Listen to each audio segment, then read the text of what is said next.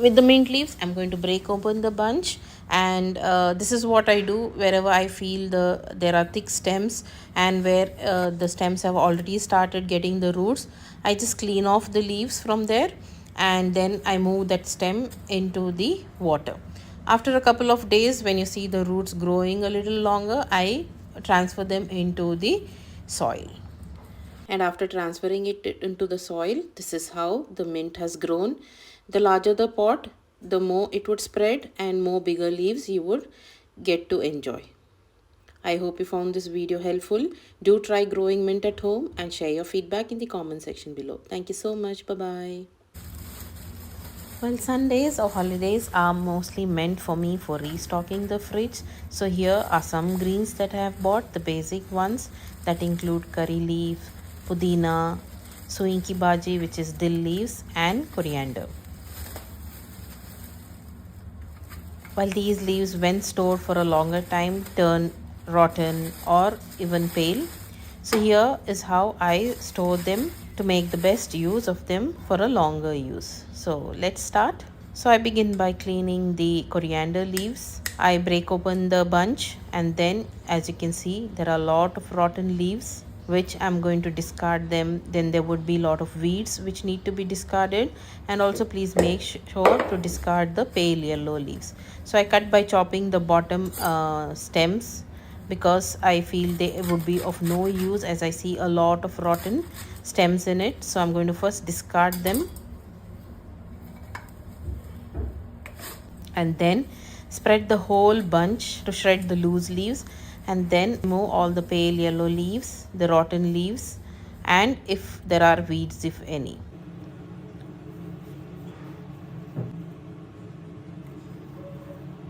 I store them in these containers which I had ordered them from Amazon. If you feel that they would catch more moisture in the refrigerator due to changing climate, then you can line up a tissue and then store it in the box. But I'm going to just store it as such.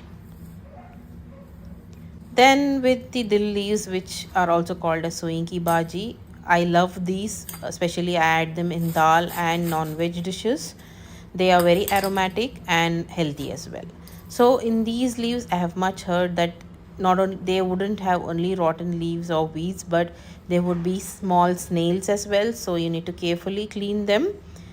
Pick all the pale leaves, the rotten leaves, the weeds, and also check each stem by stem to make sure that there are no snails on it. And once you have cleaned everything, then I'm going to store it in the same kind of a box that I had stored the coriander leaves. I'm not going to line up the tissue paper here.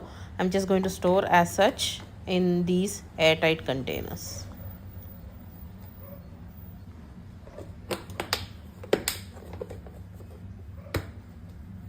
Now here is a bunch of curry leaves, a lot of them I would say.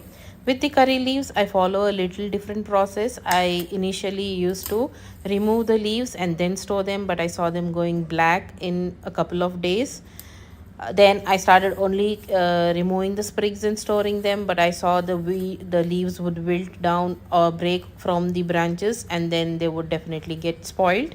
So I have started following this method where I just cut the whole branch into half, so that's easy to store for me in the container, and then check if any leaves are half eaten or rotten or need to be removed, and then I'm going to store them in the same container that I stored the dill leaves and the coriander leaves. So this way I have seen the curry leaves stay fresh for a longer time. So this is my simple way of cleaning and storing the greens like coriander leaves, dill leaves, curry leaves, and mint leaves. I hope you found this video helpful. Do try this way of storing your greens, and I'm sure you're going to love this method. But if you have tried, do share your feedback, and thank you so much for watching.